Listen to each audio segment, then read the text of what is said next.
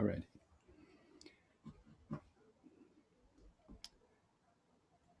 So I'm looking at the first page of the slide.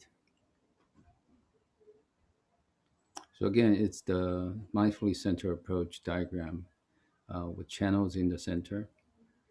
So that's what we talked about the first day: fight and flight, rest and heal, sleep and pause and dissociation. So these are the four modes, or four categories, four modes of the channels. And the channels are never truly in one mode.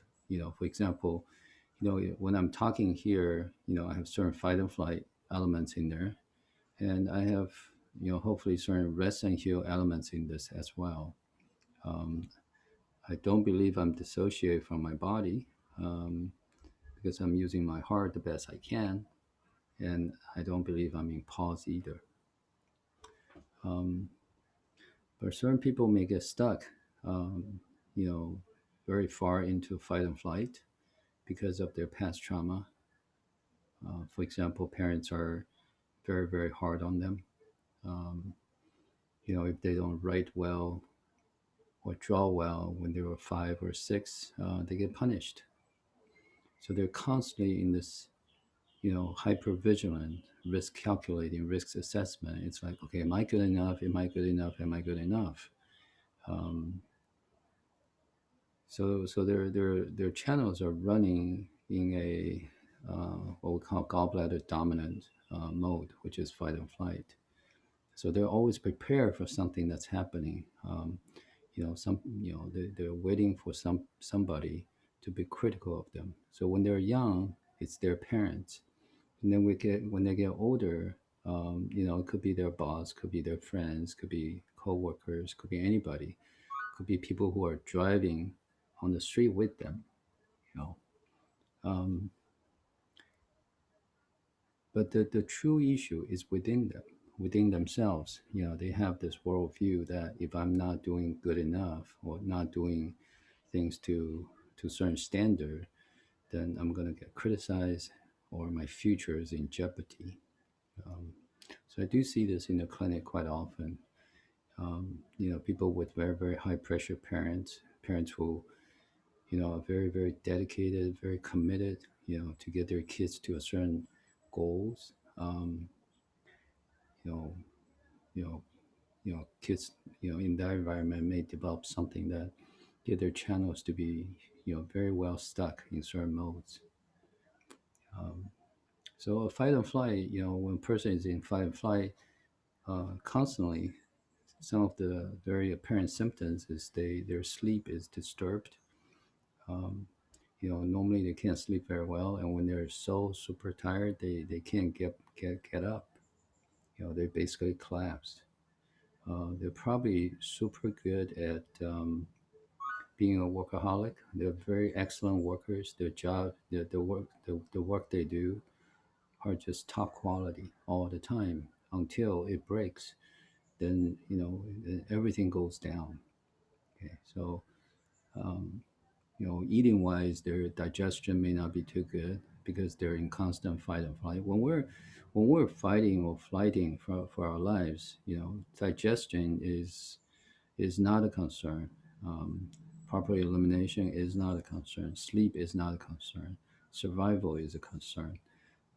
So all these things may suffer. So people who are in constant fight and flight, they may have IBS.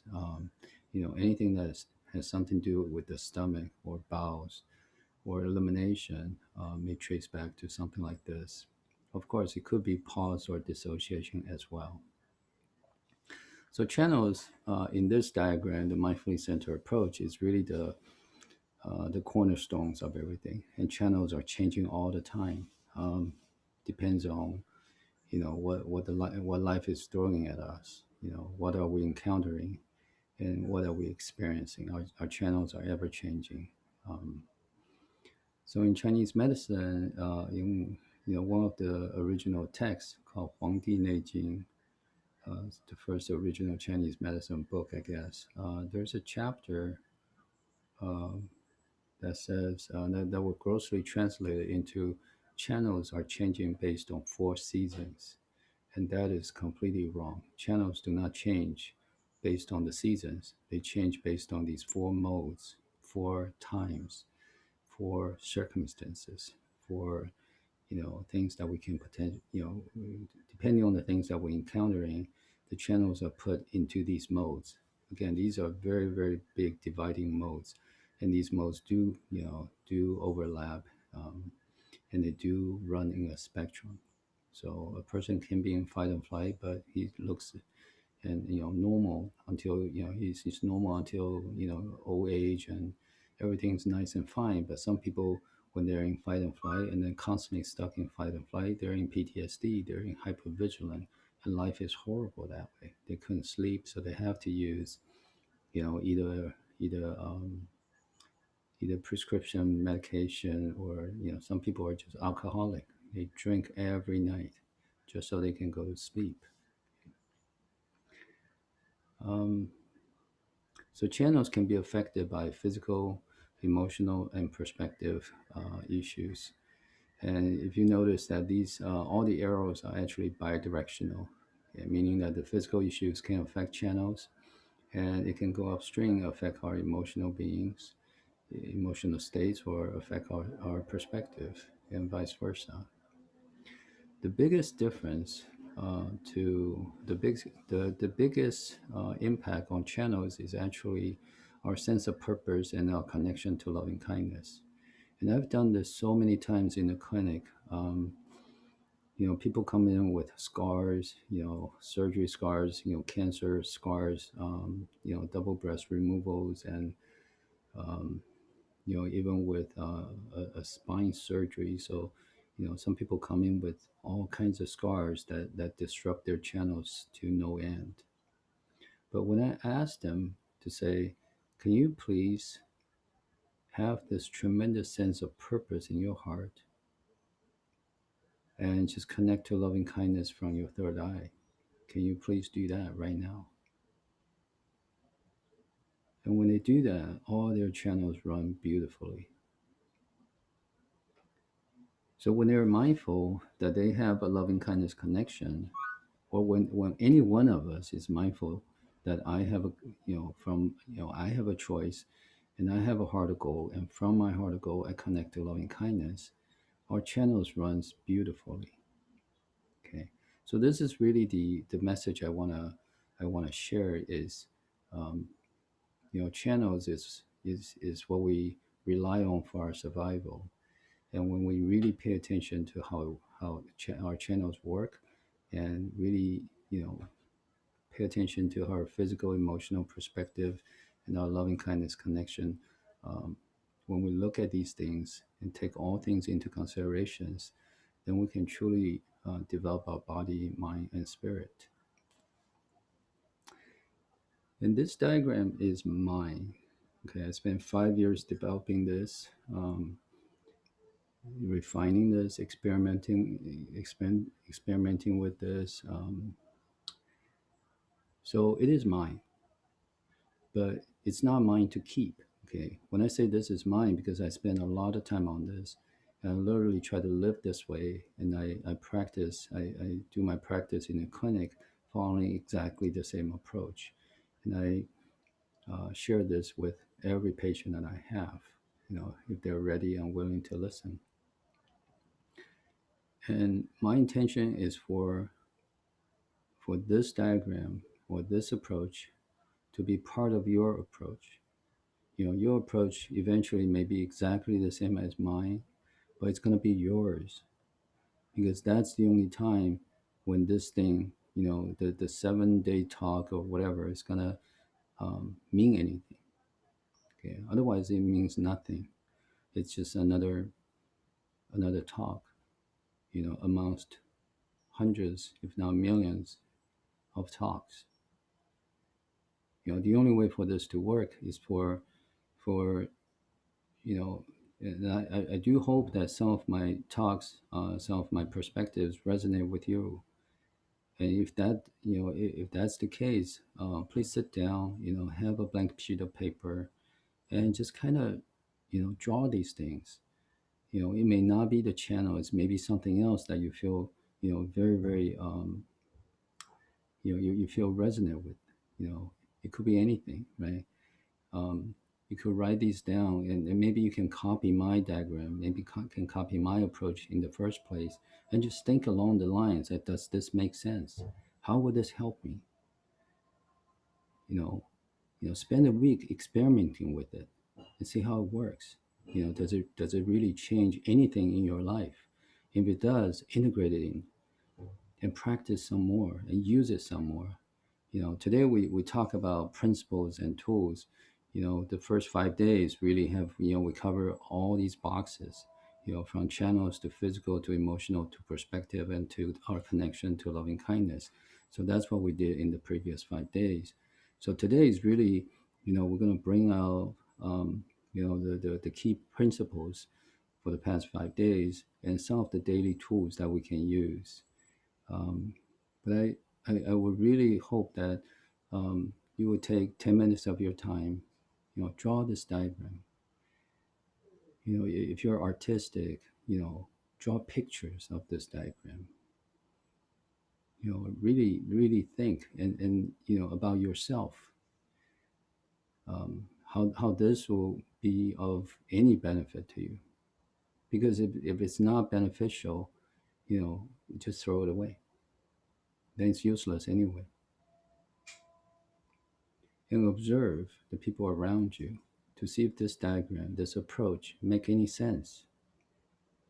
When we hear people talking, hear people screaming, hear people who are angry, hear people who are sad or fearful, does this approach make any sense? Do we still take it personally? Do we still feel sympathy for them?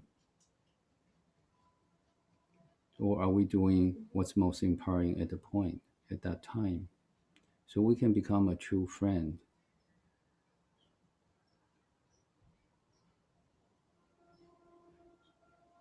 So this is my wish, and then this is the entire, this is my intention for the entire talk.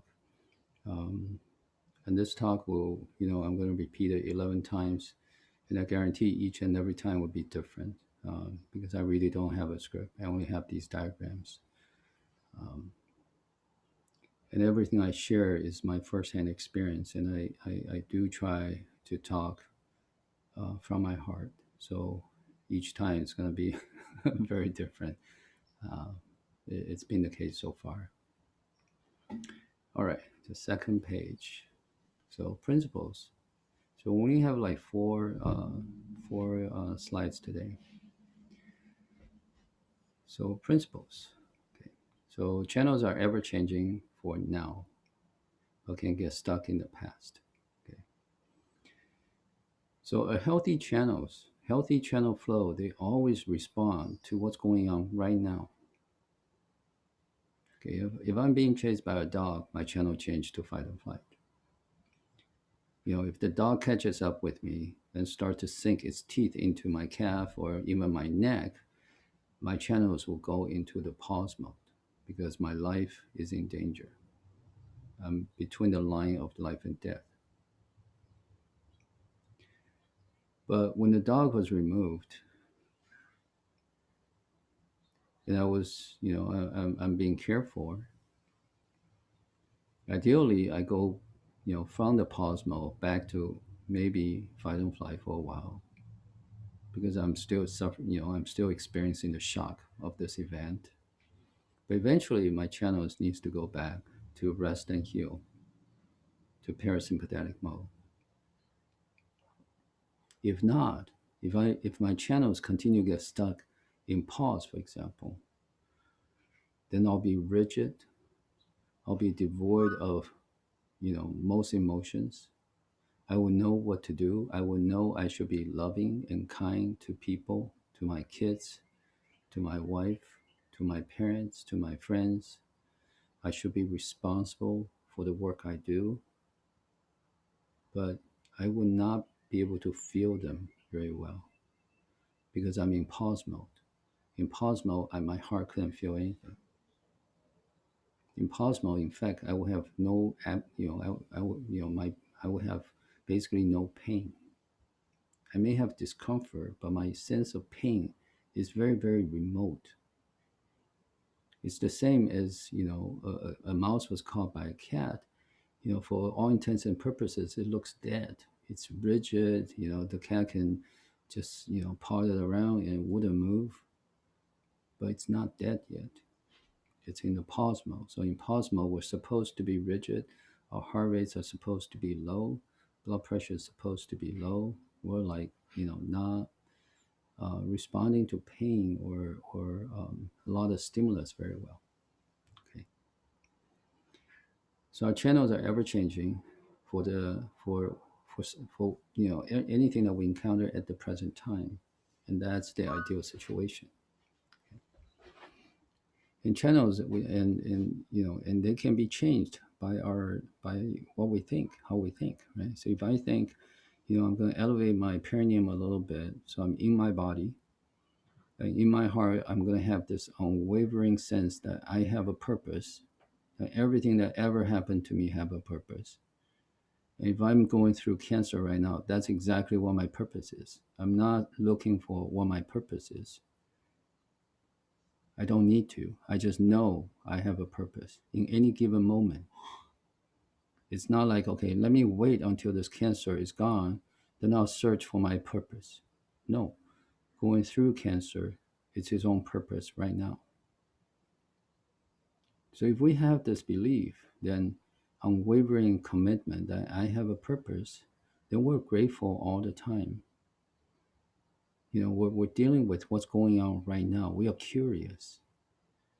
We will not feel like a victim. We'll go. If I'm going through cancer right now, I'm going through cancer anyway. Why feel like a victim? Why not choose to feel, I was actually being chosen to go through cancer? And this is not positive thinking. It's just a way of looking at things differently. I really don't prescribe to positive thinking. Um, but I like to believe that we do have a choice, and the choice is real. And based on my choice, I can think one way or I can think another way. I can think how I can survive cancer, or I can think how I can thrive cancer.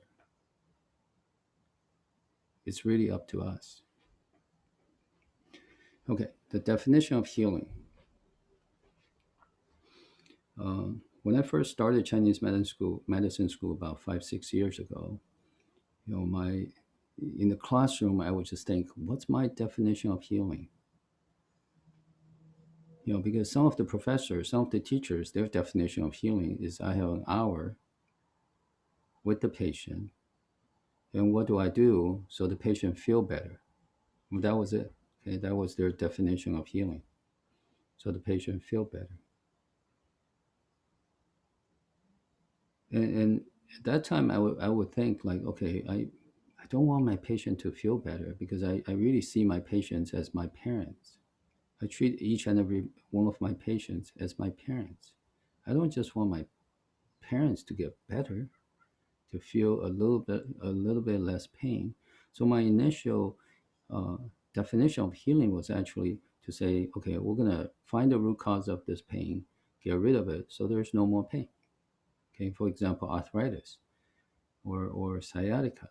How can I get rid of this once and for all? And I do have ways to do that. But very soon, that definition doesn't work for me because if we just remove pain, eventually a person is going to die. The body needs to get changed. So what do I do? So that definition doesn't work. So eventually, my definition of healing is my heart's connection, our heart connection to loving kindness, and that was it. It's like I have a purpose and I have a heart of gold. And from my heart of gold, I connect to loving kindness. And through loving kindness, I can connect to anybody I love or all beings if I want.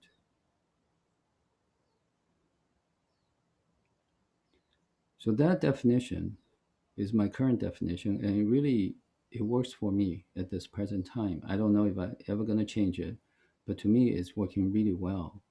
It works for my, it works for myself. It works for um, my dad on his dying, when he was dying. It works for my patient who was dying. Um, and this is how it works to me. If I am on my final breath and I inhale by connecting my heart to loving kindness, and through that, I connect to the people I love. And on my last exhale, I do exactly the same thing. And I will feel a tremendous sense that I have accomplished my purpose in life, even on the final breath. And the way I inhale and exhale are extremely, extremely valuable to myself and potentially for the people around me who care about me. I will be leaving this world in peace, and anybody around me who who witness or experience or heard this or hear this or see this, they will have a sense of peace as well. So that's my definition of healing. And I would encourage everybody to think about it. What's your definition of healing? Because our definition of healing actually changed our life course dramatically. With my current definition of healing, I will actually inhale and exhale the best I can by connecting to loving kindness. Because I want to prepare for my final breath, to be honest with you. If my definition of healing is to say, okay, I'm going to be free from pain, maybe I'll be doing yoga, I'll be doing a lot of these things. Right? I'll be stretching, I'll eat better, I'll take care of myself, which are really, really good ideas, very, very good activities. But eventually, on my final breath, I can't do that. So I need something that's more consistent. That I'm fortunate enough to have one breath after another at this point, but eventually I'm going to reach my final breath. And where I want to be able to heal and continue to heal at that point. So definition of healing is important. And when we can think this through, um, we have a lot of clarity on what needs to be done in our life. Okay. The third one is I have a purpose. I don't know what my purpose is, but I know I have a purpose. And to me, that's all it takes. I don't need to know what my purpose is, because to me it changes all the time. It may feel like my purpose right now is to complete this 7 talk series, but I really don't know what the purpose is. I really don't know. My words may resonate with somebody, and in turn, that person change and create a ripple effect. And how far, how wide, how deep that ripple will go, I don't know. I really don't know. I really don't know why I'm talking right now. I don't know. I wouldn't know. I would know. I know I'm talking right now, but I wouldn't know what the purpose is. I don't know. I don't have the plan. And I have no idea. Honestly, I have no idea how this is going to affect people. I don't know. And how that person once affected or once changed or once resonated with what I shared, they will in turn integrate it into their own practice, and they will shine tremendously brighter than what I can ever be. I don't know. And to me, it's that sense that keeps me going. I'm grateful. I'm grateful that people are here. I'm grateful that you are here. I'm grateful that I get to record this and put it on a Google Drive and potentially can reach a person. I am very, very grateful for what I'm doing right now. And why? Because I have a purpose. I don't know what that is. I don't have the plan. I don't understand. I don't see the big picture. I feel like I'm the smallest blade of grass among giant sequoia trees. I just know I have a purpose. And I'm not comparing myself to any other people who are thriving and growing and much, much, much bigger than me. To me, that is great. But I also feel I have a purpose. And as a small blade of grass, I just continue to grow. My level of purpose and my level of choice is equal to anybody else, any other being's sense of purpose and sense of choice. It's the same. To me, that's what makes each and every one equal. That makes all beings equal. Is that we continue to thrive. We can thrive and we can choose to connect to loving kindness. We can choose to love unconditionally.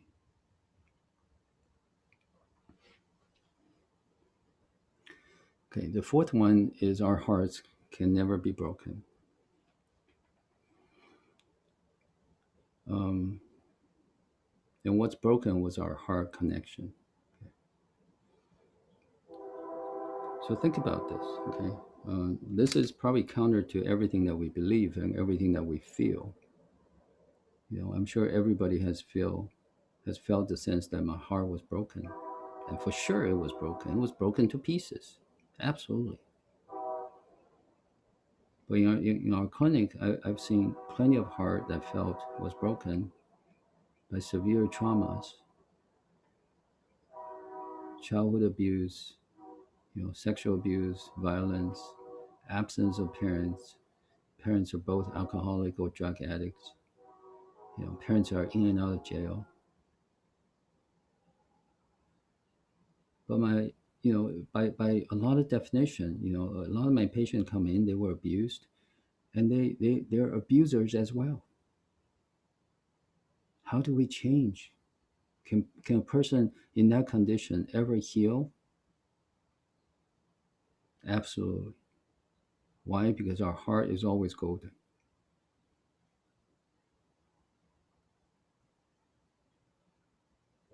So many, even my teachers will argue with me that, John, you're kidding yourself. How can everybody's heart be golden? I say it depends on who is doing the judging, who is looking at this.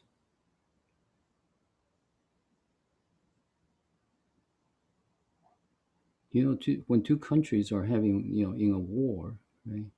The U.S. and Iraq, for example,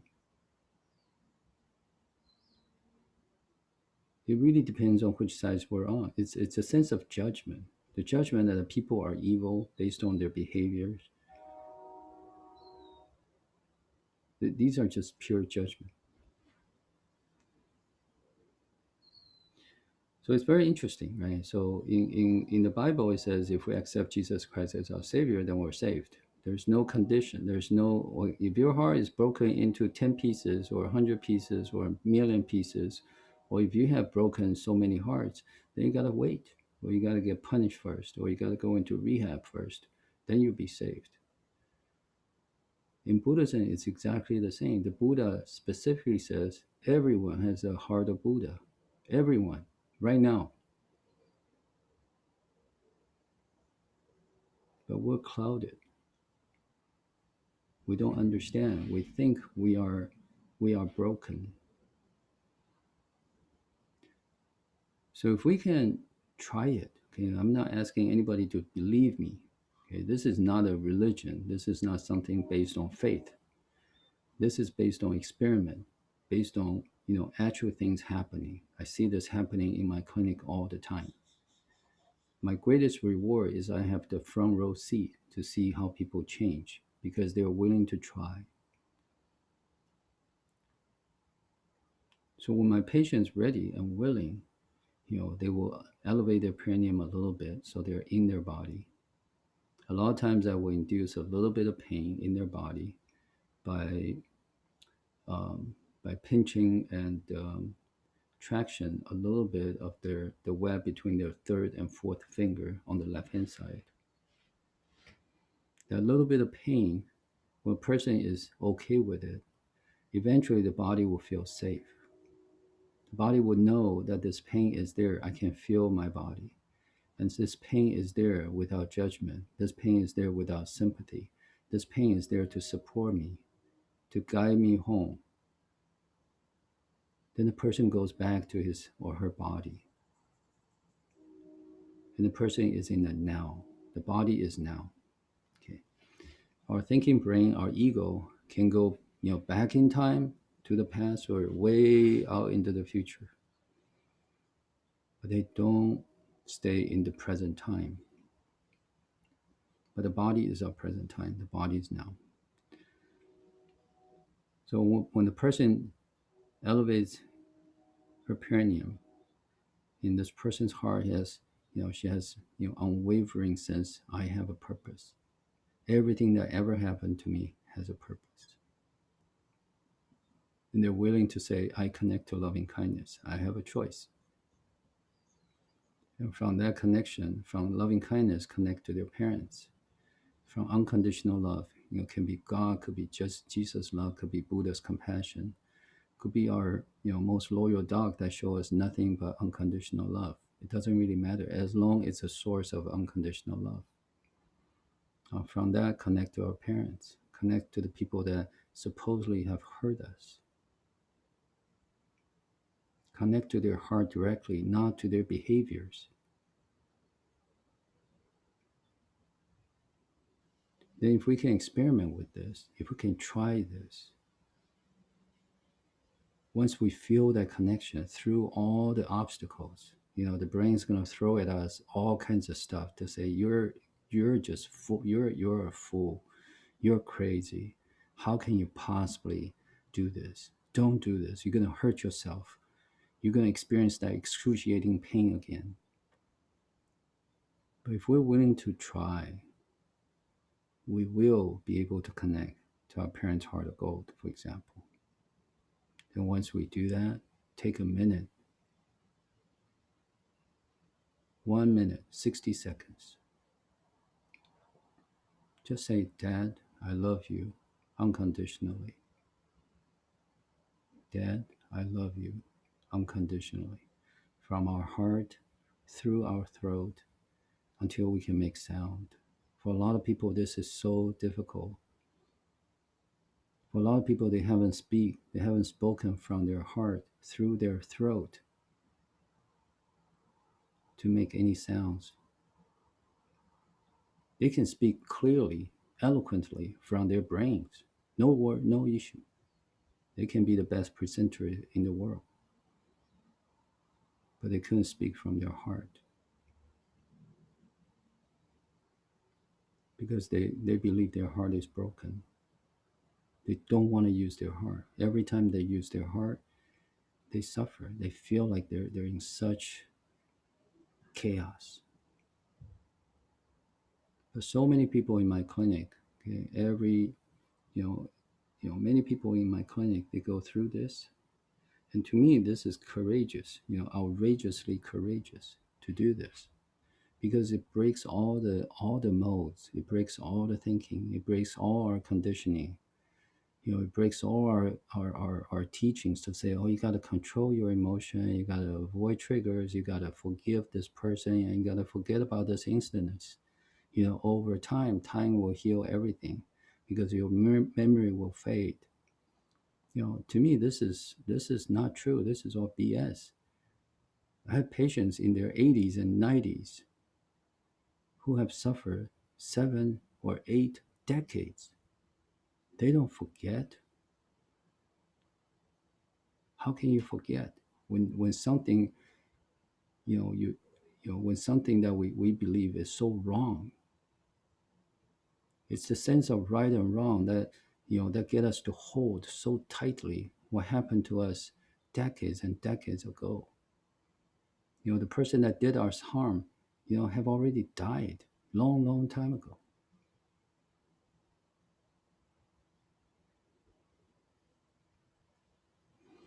All right. The next one is sympathy free. Okay. Sympathy sympathy is judgment, and judgment is arguing with reality. Okay. Why are my parents my parents? How come I don't have loving parents? How come my parents are either absent or abusive or too harsh, too strict? Why are my parents other people's parents? Why do I have this color? Why is this my, gender choices? Why? We have a lot of these whys, right? So every time we ask these whys that have no answer, we're arguing with reality and we're seeing ourselves as a victim because I don't deserve this. This is injustice. And when we see ourselves as a victim, we have no power, and no power, no healing. So when we are sympathy free towards ourselves, when we start to say, okay, everything I decide to do, everything that ever happened to me has a purpose, we start to feel so much less of a, as a as a victim, and we start to regain our sense of empowerment. Okay, very, very important. Uh, the next one I should delete it because it's in Chinese. Um, so the last principle is I'm a loving kindness lighthouse. I'm not a candle in the wind. Okay. Um, this has a lot to do with being sympathy free and being able to connect to loving kindness. When we connect to loving kindness, we'll be able to say, um, we'll be able to, it's like no matter how harsh the wind um, or the weather, a lighthouse is designed to sustain it. If somehow the weather breaks, our lighthouse, then we will feel like, oh my goodness, this is a good challenge, and I'm going to use this and really create a better lighthouse that way, so we can withstand even harsher storms. Just a thought, just this one simple, thought. I am a loving kindness lighthouse. Again, this is not positive thinking because you'll be able to feel how your body responds. Your channel will change automatically. You'll feel more upright. Your eyes will sparkle. You'll probably have a smile on your face. And people will see you differently as well. So, what we'll be doing is when we are a loving kindness lighthouse, we change our scripts. No longer are we playing scripts with other people using exactly the same old scripts for decades or years. We'll be able to change our script because right now I'm going to play the script of being a loving kindness lighthouse. I'm in my body, I'm present, I have a purpose, and I connect to loving kindness. And from loving kindness, I will connect to whoever I encounter, and see how that works. Give it a shot. All right, daily tools. Um, the first tool I would suggest is have a very, very short feedback loop. Every action that we take, everything that every word that we speak, okay, basically anything that we project out, and just think, is this aligned with my intention? Okay, very simple feedback loop. So let's say, for my PTSD patients, one of their common issue was driving. Okay, every time they drive on the freeway or anywhere, okay, anytime they drive, basically, they will most likely get into a road rage. So they never get to where they want to go happy. Okay. So what? So I, and I will let them know, like, okay, when you drive, what's your intention? They said, my intention is to get to where I go safely, of course, right? What a dumb question. And I would say, okay, so when you start to go into a rage, when you are cut off and you try to give the other guy a lesson, when you chase that person around and you endanger everybody on the road, does your action is your action aligned with your intention? And they go, no, but I say, but what? And they will say, because the other guy started it. The other car just drives stupid, or cut them off, cut him off. I say, why does it matter? You have intention and you have action. Your job is to align your action with your intention, no matter what triggers you. You're not a victim anymore. So this is how I see, this is, how I, without sympathy, right, being sympathy free, I can talk to people like this. I get to talk to people like this, and it's like, man, your intention, your action is not aligned with your intention. What are you going to do about it?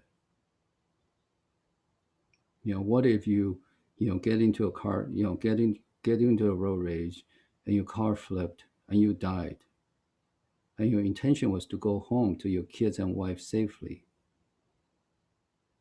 What are you going to do then? What if you did not die and you're paralyzed for life? What are you going to do then?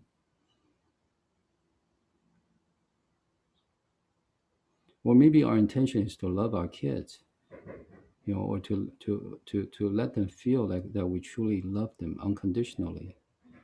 But when they misbehave or they don't write well or whatever, and then we say, okay, we'll give you three chances, one, two, three, and if they still did not change, then it seems like we have all the reasons to punish them, to yell at them, to discipline them, to let them feel like, oh my goodness, my parents love me with conditions. So when we do that, is that action aligned with our intention? This can go on and on and on and on, right? So this is a very, very short feedback loop. And if we use this, again, give it a shot, right? Try it. Have a journal at home, right? Just review some of the big things or write down our intentions. What's our intention when I go to work? What's my intention with my boss? What's my intention with, working with my coworkers? And are my actions aligned with my intentions? Potentially we need to change our intention, because our actions are never aligned with our intention. Then change our intention. Right? Another question I ask myself very, very often is, what's the most empowering thing I can do right now?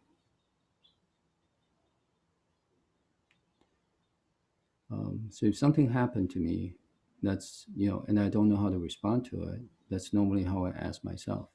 I basically align myself. I have a purpose. I connect to loving kindness, and I just toss this question up to loving kindness, to God, to Jesus, to Buddha, to unconditional love, to universal energy. What's the most empowering thing I can do right now? When I ask this question, and maybe you can try asking this question right now, what's the most empowering thing I can do right now? When we do this, our midbrain is energized. The energy that's in our left and right brain will actually go down a little bit, maybe go down dramatically depending on our current state. Midbrain is in charge of clarity. The sense that this is what we're going to do. And people ask, it's like, why'd you do this? Well, basically we'll say, I don't know. I just, it's very clear that's what I'm going to do. So that's the sense of clarity. We all have that ability, and I'm sure everybody has experienced that. The sense of clarity. That clarity comes when our midbrain is energized. So simply by asking this one question, what's the most important thing I can do right now? Get us that energy, change our channel flow. So I have a patient, he texted me maybe 2 years ago and he said, John, I have 3 weeks to live.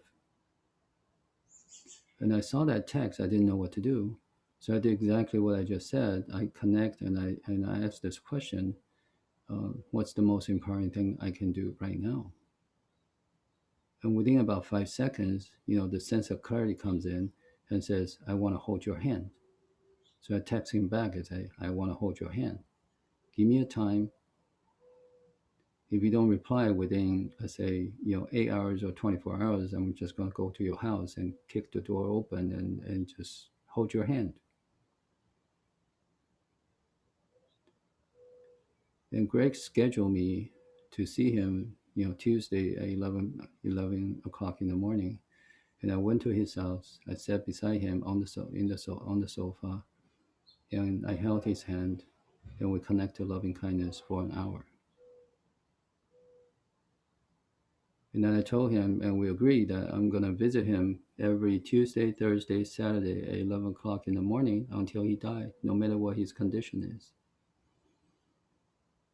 So Thursday morning, I went to his house. His wife opened the door and said, Greg passed away yesterday afternoon in this, on the very sofa, while his wife and his son were talking to a hospice nurse in the kitchen, which is like, 7 steps or 10 steps away. And he passed away without a sound.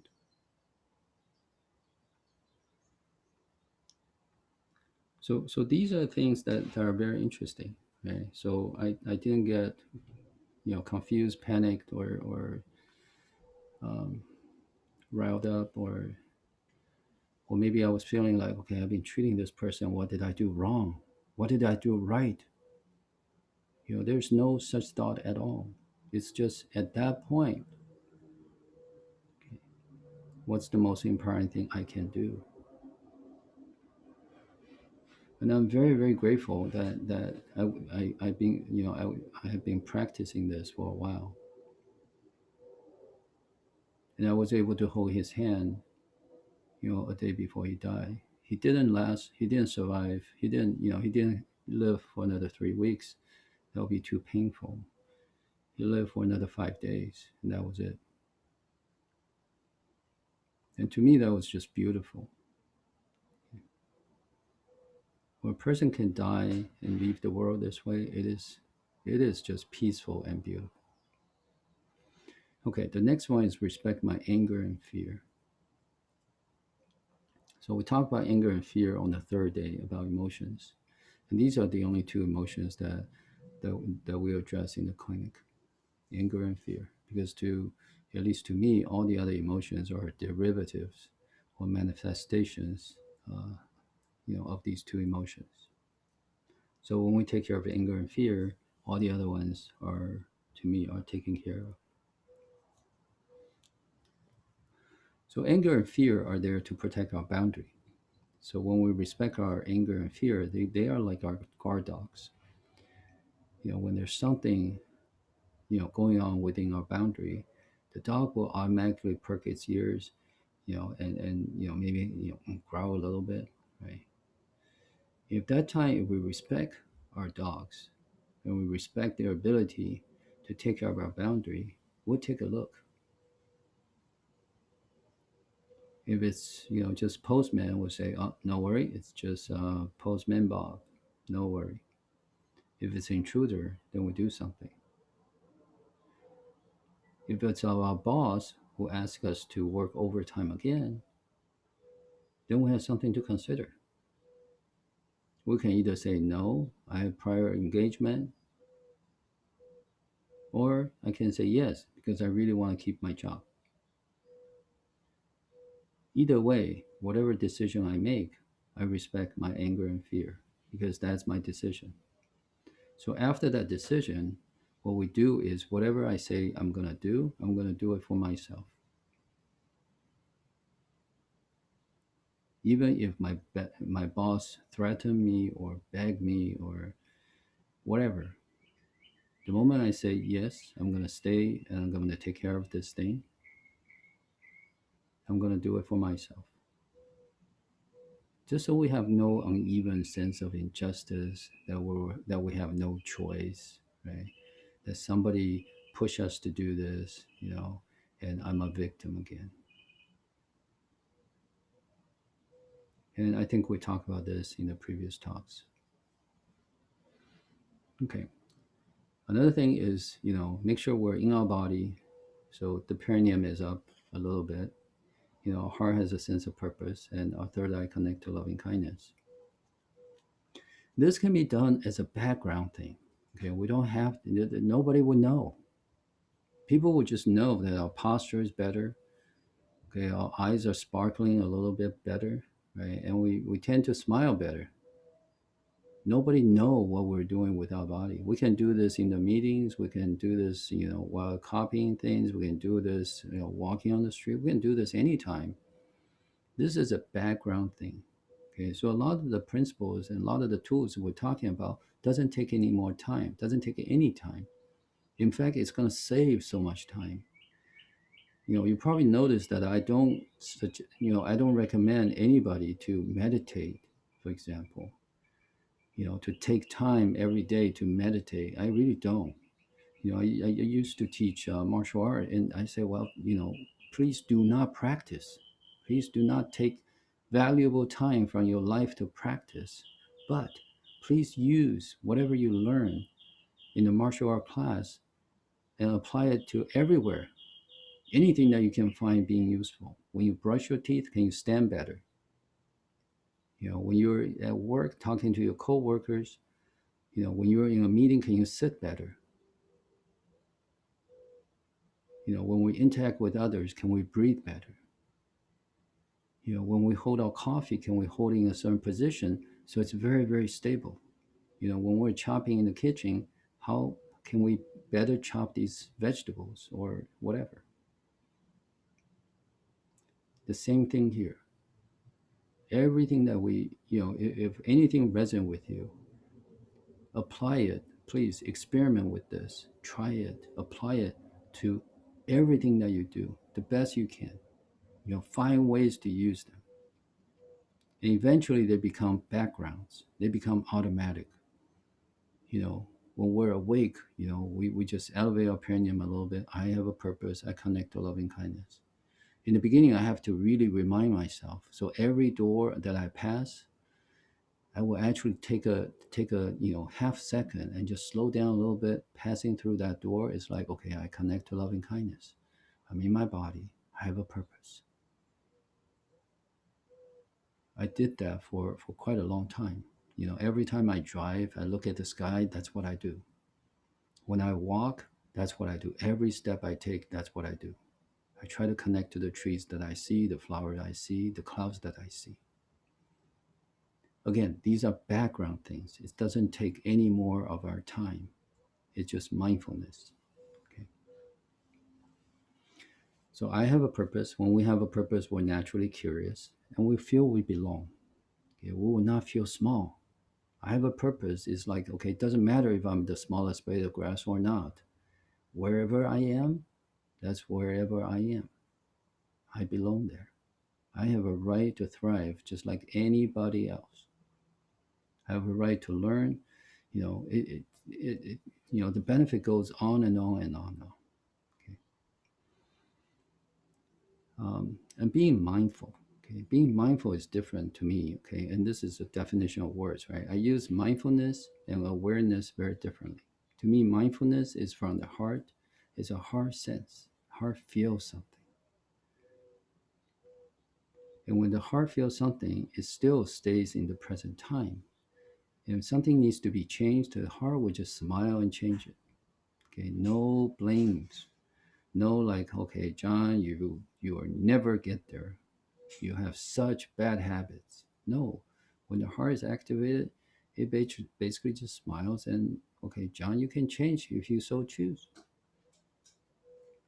Awareness to me is a little bit different. Awareness is like, okay, we're seeing like a, 100 cones, along the side of the road, and we're just aware that one was out of place.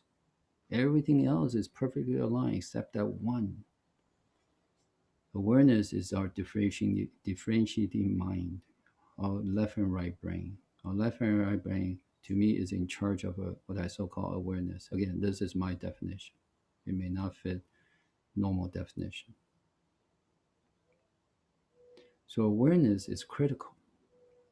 When I'm aware that I'm not doing something, normally I am blaming myself or blaming others. There's somebody has to get blamed. Something was wrong. And all our trainings, right, going to school, and the people who are really good at being aware, they're being paid handsomely, right? They can be investigators, they can be police officers, they can be, I mean, basically, or engineers, right? To find faults or to find solutions. In I used to, I was an engineer for 25 years. When I first started, I was what's called a verification engineer. So my job is to find faults in other people's work, right? So awareness, or the ability to find faults in other people's work, was rewarded in our society. So when we really want to, cultivate ourselves and develop ourselves, so-called spiritually, um, use mindfulness. So we tend to smile and change, and change, effortless, instead of, very, very difficult, with all kinds of reasons, many, many kinds of judgment, even blames. Okay. And to me, mindfulness really begins with our body and with our breathing. Okay. So the diagram, on the right hand side, there's a, 6 points underneath the feet, a bucket, which we talk about in physical things, physical, the day two, basically, and good posture. And our breathing, our breathing should be ideally abdominal breathing. So when we breathe, the abdominal rise, and when we exhale, the abdominal, actually, when we breathe, the abdominal area, the stomach, abdominal cavity rises, and increase its pressure. And when we exhale, the reverse is true. Okay, so when we do this, and we inhale, exhale probably 10,000, 20,000 times a day, if we can do that to a certain percentage, then our digestion, our elimination, the movements within our abdominal cavity will greatly, greatly improved. When our breathing is shallow, then none of these things happen. So, abdominal breathing is so important. Okay. And again, please try this. Elevate our perineum a little bit. Unwavering sense of purpose in our heart, and from our third eye, we connect to loving kindness, and through that, connect to the people we care about. We can do this on our commute, when we drive, when we walk. Again, do this as a background task. Okay, connect to our parents, our friends, our kids, our loved ones, our coworkers. If we have coworkers that are problematic, it's like every time we work with this coworker, things just get very, very, very chaotic. When we go into work, instead of saying, okay, damn it, I'm gonna see this person again, when we go to work, connect to this person's heart goal. From our heart goal, through loving kindness, connect to this person's heart goal, and have a little conversation. Ask from our heart goal through loving kindness to that person's heart goal. It's like, how are you doing today? I hope you're doing great. Instead of connecting to that person's past behaviors, that nasty complaining and da da da, all, whole 9 yards. Why do we want to carry this when we go to work? So everyone has a hard goal. It's not like, okay, we need to solve big problems. Okay, all these principles, and this mindfully centered approach is really there to say we solve all problems. Okay, all kinds of things. That's how we're going to live our life. Again, your principles may be different than mine. Your approach may be different than mine, but it has to work. If it doesn't work, find ways to change it. If we constantly are at odds with certain type of people, some people are just controlling or dominating or angry or just disloyal or just sneaky or whatever, right? Any type that we can point fingers to, connect to that type of a people and say, I know these behaviors used to trigger me, used to bug me to no end, but I'm going to connect to such people's heart of gold.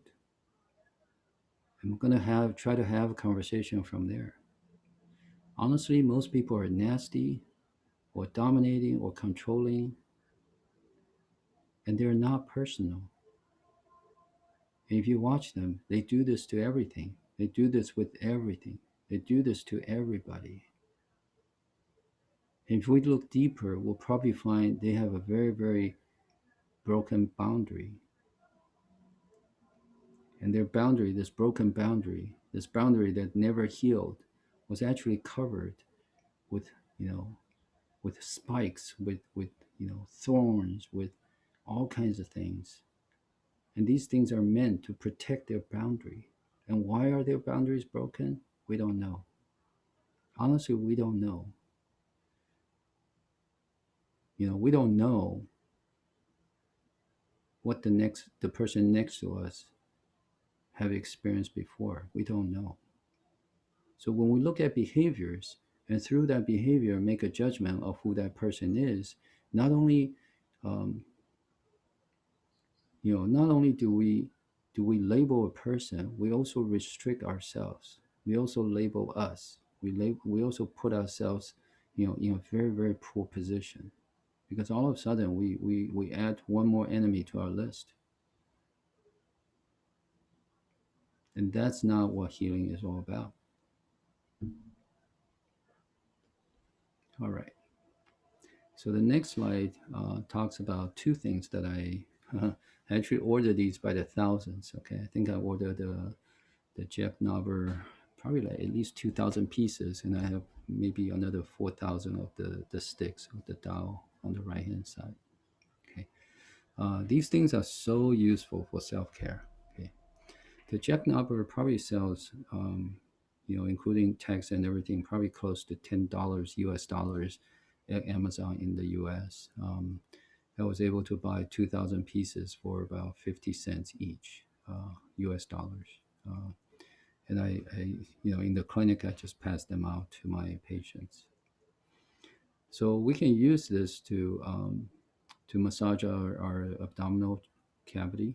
Okay, the jackknobber actually has two bigger ends and two smaller ends, and we can start with the two bigger ends around our belly button and just go kind of clockwise for 10, 20 times, and then counterclockwise 10, 20 times, and then we can kind of trace along the pelvis, the bony area, okay, and the rib area, okay, and just massage our abdominal area. Very, very important. Um, we the abdominal area produces, our guts produce so many enzymes and hormones, and and they're when they're healthy, provides us with a tremendous ability, uh, immune immune ability. Okay, so we can be healthier. Okay. It also produce some happy hormone. So if we just put our 2 3 fingers on our belly button and just push it down, up and down, up and down, down really quick for like a minute, we're going to start laughing. Okay. This actually produces endorphin, I think, or at least one of the happy hormone, just by doing that. Okay, nothing else. Right. So the abdominal health is very, very important. We can use the same knobber. It's called jack knobber. To massage our chests.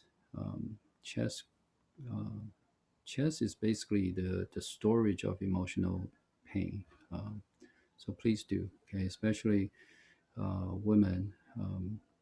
And I will highly advise, do not wear wired bras. Okay, these wired bras are horrible they create liver qi stagnation. They basically block our liver channel from going through the breast and reach the lung channel.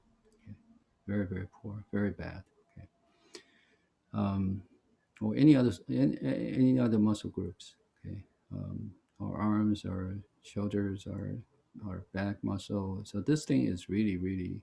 I mean, um, if you can find them, I think it's well worth the $10. It's just I want to give out to all my patients, so that's why I buy a lot. And the dowel, the half-inch dowel, the dowel size, okay, this little stick is about the thickness or the diameter of our, let's say, index or middle finger. Okay, and it's about 3, 4 times. I would say one, two, about 3 times the width or the length. Yeah, 3 times the width of my palm. So that's how long it is. Okay. Um, So if people when people have arthritis, for example, or what they call the trigger fingers, okay, this thing works miracles. Okay, it's very very simple to use. Um, so I have a 95-year-old patient. I have other patients who have used this and resolved their arthritis. But this 95-year-old patient, she had trigger fingers on both of her middle fingers when she first saw me. Arthritis, full arthritis on both of her hands. Okay, extremely painful, swollen legs, and you name it. Okay, poor circulation. Right, basically, circulation is horrible. So in that year was Summer Olympic. I asked her, it's like, do you watch the Summer Olympic? And she said, oh yeah, absolutely. It was so fun, right?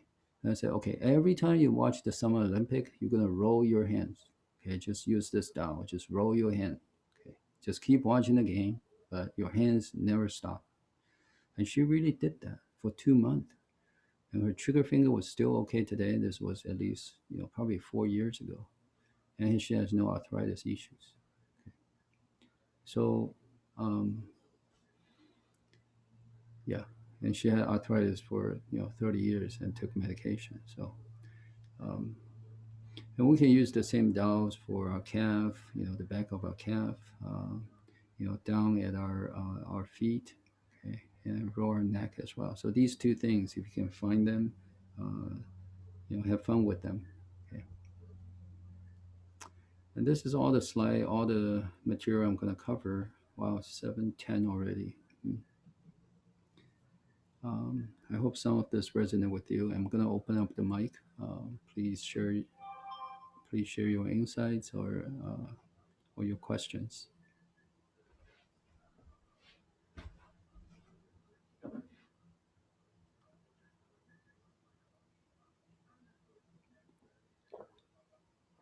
Hello, John. Yes. About the intention and action, I Yes. have one question I heard you say today. You say if the intention and action, if it's not aligned, uh, change the intention. What do you mean? Can you share more? Thank you. Yeah. Sometimes, um, for example, if my intention is to help people, so I volunteer in the church all the time, and I only help, help, help, help, help. But then I feel like, oh my goodness, people are actually trying to avoid me like I'm a plague, because I'm always trying to help people. I always bring cookies, homemade cookies, you know, artworks, flowers. I just want to give to everybody. I want to give them cookies. I want to buy donuts for people and da da da. Right? I literally have people coming in and tell me this, annoys them to no end. They say, I help people all the time, but they are trying to avoid me. I feel so bad. Right? So that was her suffering. Isn't that interesting?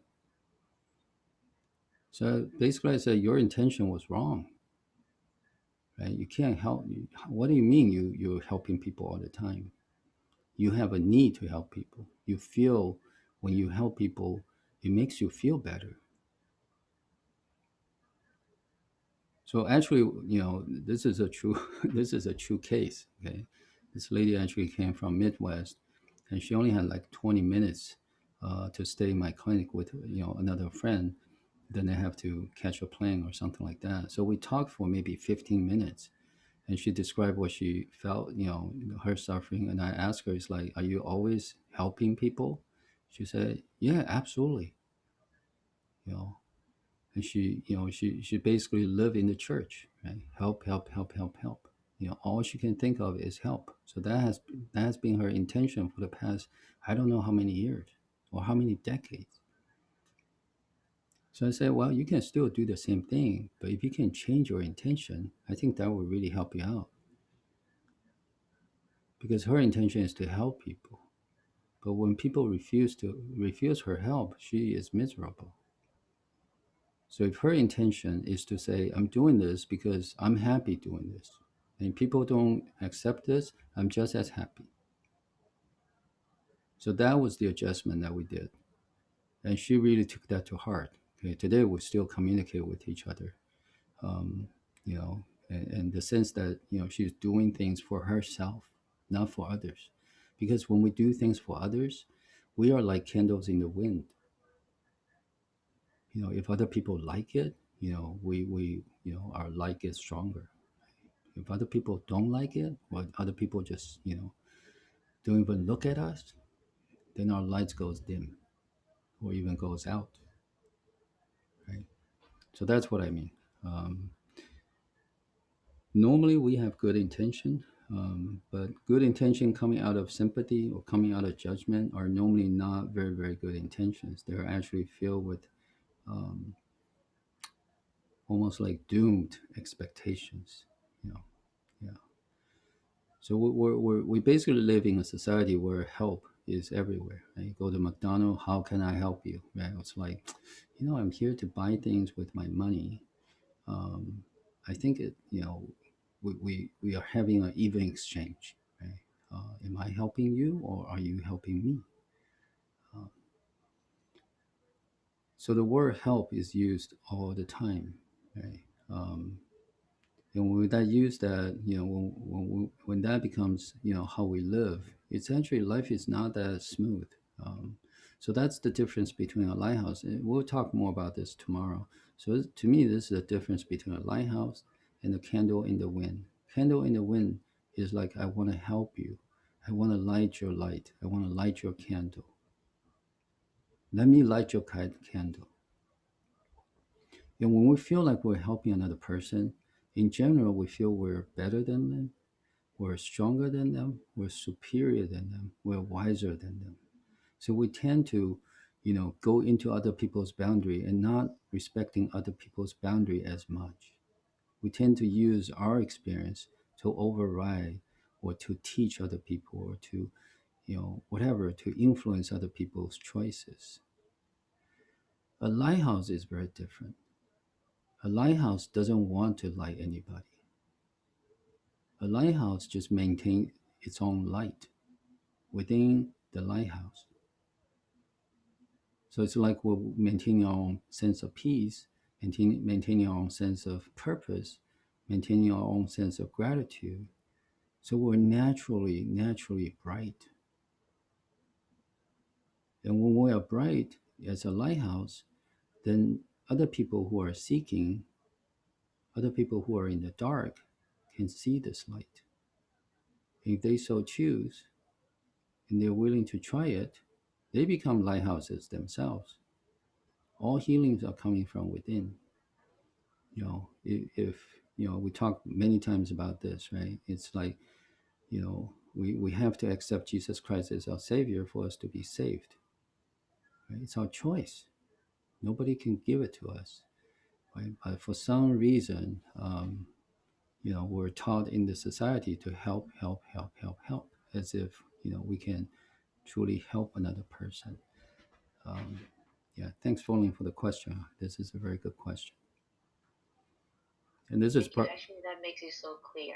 Thank you. yeah, thank you. Because intention, yeah, normally we will think intention is always good, but it's action that need to be changed. But in this case, if the intention is not, if it's coming out from sympathy, judgment, then that would be something to think twice. Yeah, Yeah, thank you. it's actually interesting. Today is the first time that I say change your intention. If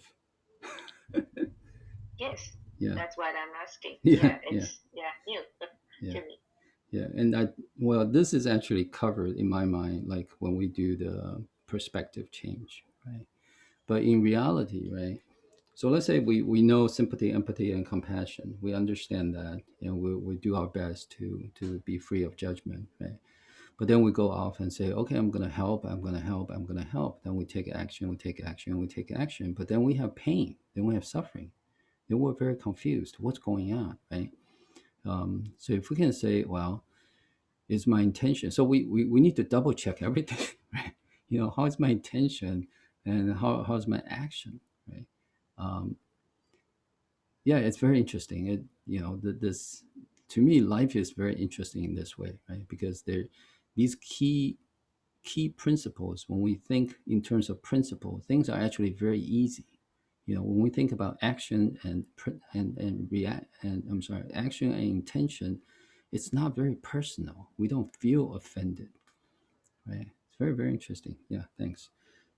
So we have A come up on Clubhouse. Um, Sorry, I can't really see your name. Yeah, please share. Thank you. Yes, thank you. I'm here.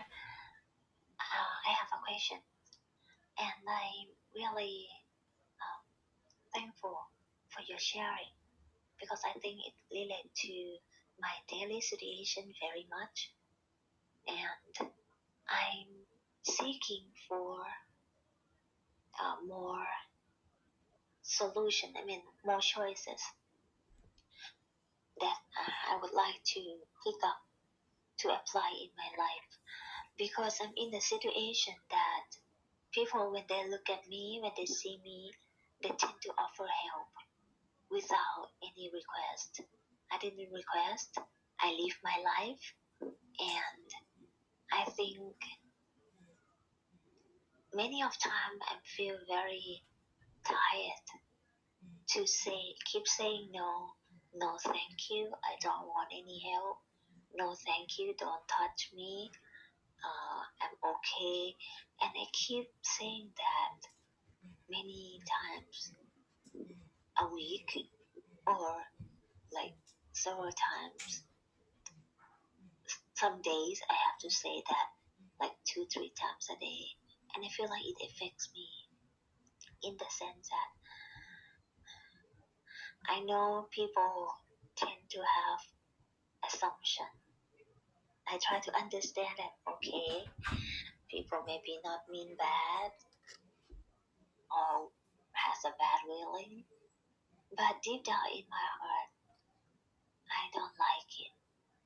I don't like when people come across my border and try to offer help or try to um, do things that, in my opinion, it's not only not help, but it's bring the negative impact. So, is there any suggestion with this kind of situation, please? Yeah, thank you so much for this question. Okay. So let's try to use our principles, shall we? Okay. Yes, So please. you said no, thank you. So you have a proper action, and your intention was to say, "I don't need help." So that's good. That's a checklist, right? It's really good. You do apply that. You do say no, but then it bothers you a little bit, right? So the next principle or the daily tools is what's the most important thing you can do right there, right now. Okay, when people ask, or when people just help you without asking you, without any permission, they come into your boundary and see you as a victim who cannot help your own self. What's the most important thing you can do? So my suggestion is you are doing exactly what you can do is to say no, thank you. I can't help myself. I'm okay. There's no helping needed at this point. And then if you can also say, okay, I responded, I respected my anger, which is your anger because you're frustrated. People are crossing your boundary. and try to help you. But once you respect your anger and you responded, you have the proper action to say no, thank you, or no, it's not needed. Then it should be over,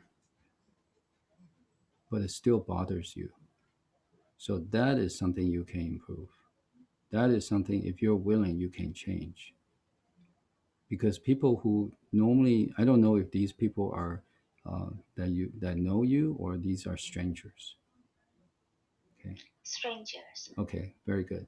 If they are strangers, okay, they didn't do this to offend you.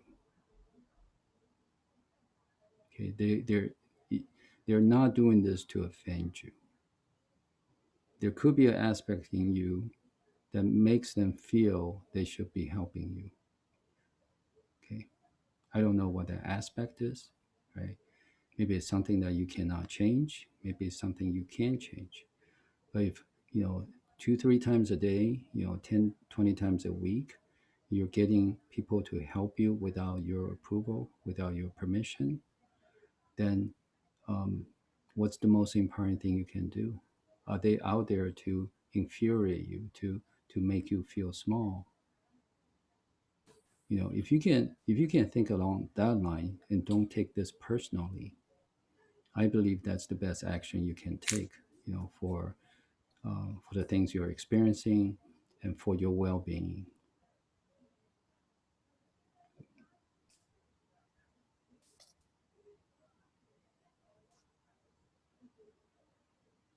Because when you hold things, your action is not aligned with your intention.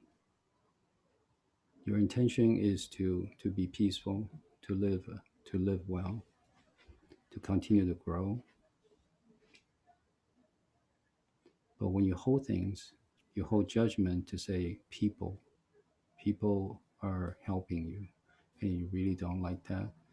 Then you're hurting yourself. You're suffering that way, and that is something that um, this is where we can go a little bit deeper. But to me, this will be my first level of suggestion.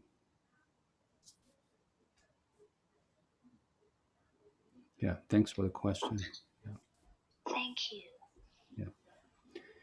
So I always try to feel okay. So every time, so this is in general, right? I try to say, what can I do? You don't want people's help, right? Which is great. But then how can you change your perspective so that you don't suffer? You truly don't need people's help inside. I have served, my vow is to serve healer. It sounds like you're a healer. And I have one healer friend or patient, or a patient's son, actually. He was 16 when I first saw him. He has congenital conditions. By the time I saw him when he was 16, he had like 20 surgeries already. He couldn't pee and poop by himself. He needs catheters to do these two things that we take for granted. And he said by the age of 12, he refused all kinds of sympathy, all aspects of sympathy. He doesn't want anybody to look at him. Can you imagine a kid in the hospital, so small and so tiny and has so many different surgeries? All the nurses, all the doctors, everybody sympathize with him. Eventually, he said, that's of no use to me, and that's my job to live a better life. So he started to live, a life of his own. People still sympathize with him, but it has no effect on him because he has a life to live. He's not going to be bothered by people who want to show sympathy. So it's very interesting, and I'm sure, um, when you continue to say, what's the most important thing I can do for yourself and for other people, it's most, basically just for completely for yourself. Okay, what's the most important thing you can do right now? So after that, the thing needs to be done, gone. If the next person comes in and try to help you without your permission, it's as if it's the first person, the very first person. Okay, you don't hold that baggage to say, here it comes again, here it comes again. Then this becomes a real suffering for you in your life. Yeah, and I really hope that you're well. Yeah, thank you so much for sharing this story. Thank you for this addition explanation, especially the sample is very useful. Yeah, I very appreciate that. Yeah, thank you. All right. Hey, John, Yes, I yes. actually raised my hand. I don't know if you saw it. Oh, I did not. I did not. Did you come up? Okay. Are you in? No, I'm on my I'm in Oh, Zoom. okay. Would you like to be in Clubhouse or? It doesn't matter to me. Okay. You tell me.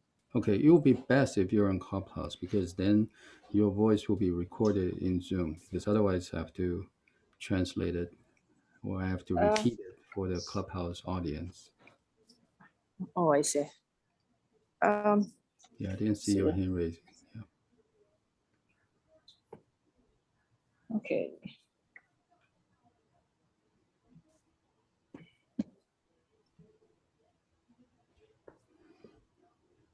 That's why I need to assign others like Wei Ying and Feng Ling to be moderators because when I speak, I mostly close my eyes.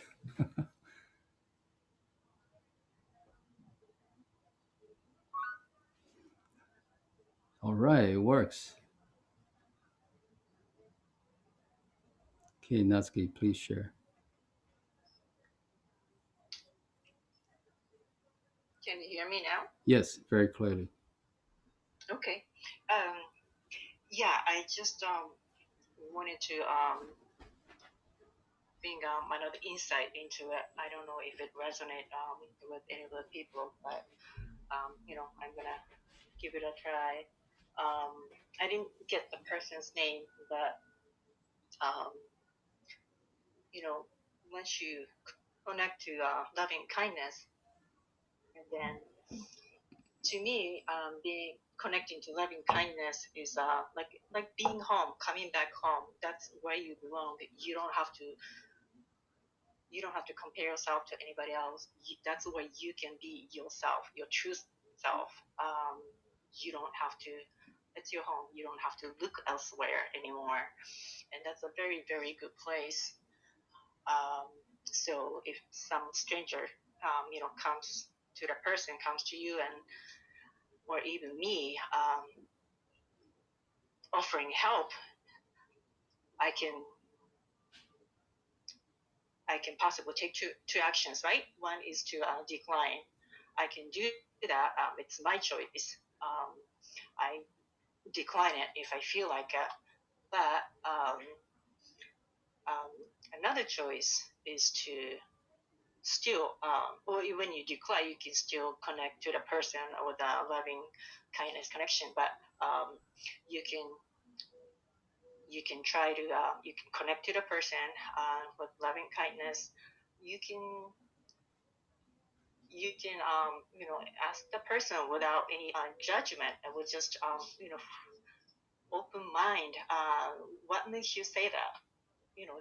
Just an honest question. What makes you think I need help, or simply, how do you think you can help me? But I can never make anyone to talk like that. But if you're open to it, maybe they see something that you don't see, and it's always good to me. I think it's I like to be I like to be I like to remain open all the time, because I believe that we can learn from anything, anybody, from any situation.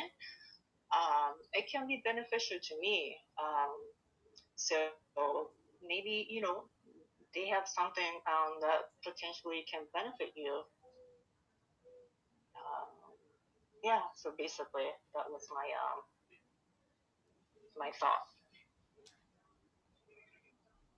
Yeah, thanks, Natsuki. That's a good feedback.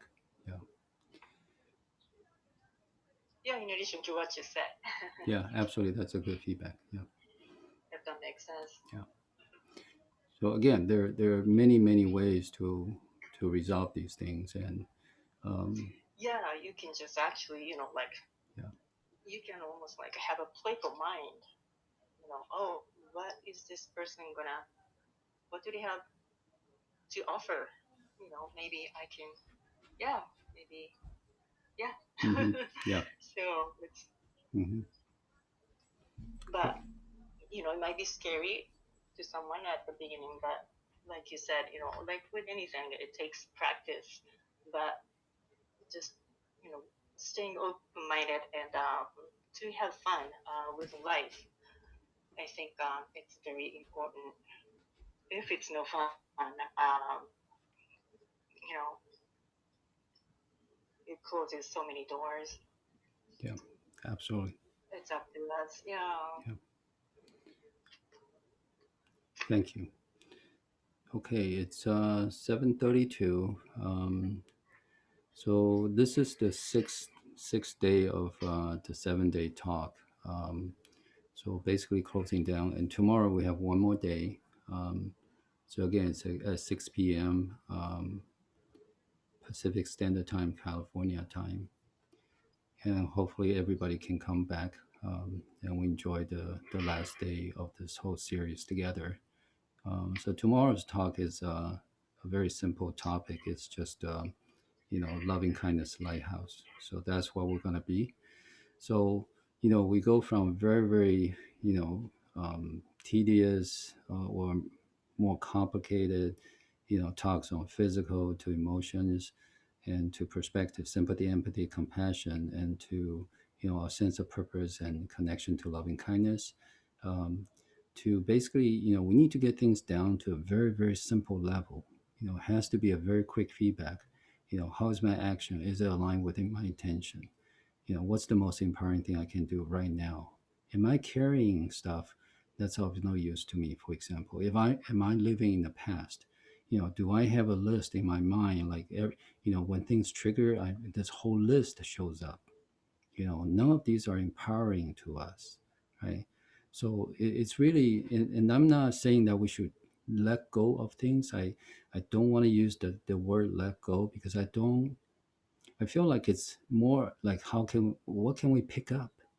For example, we pick up the feedback loop, like my actions should be aligned with my intentions, and vice versa, right? Or if I feel like, okay, what's the most important thing I can do right now? It's all about doing. It's all about picking things up. And when we do these things, when we pick up things, our channels are going better. Instead of say, oh, I'm gonna let go of my anger or I'm gonna let go of my worry. I don't know how anybody can do that, and just saying by I'm gonna let go of my worry, I'm gonna let go of my past and really be successful. I haven't seen one person that's successful when just try to let go. Okay. To me it's all about what facing the sun, right? If we face the sun, then we don't see any shadows. But if our backs are towards the sun, then we see all the shadows. you know um, so this is my very fundamental um, concept or principle. Yeah.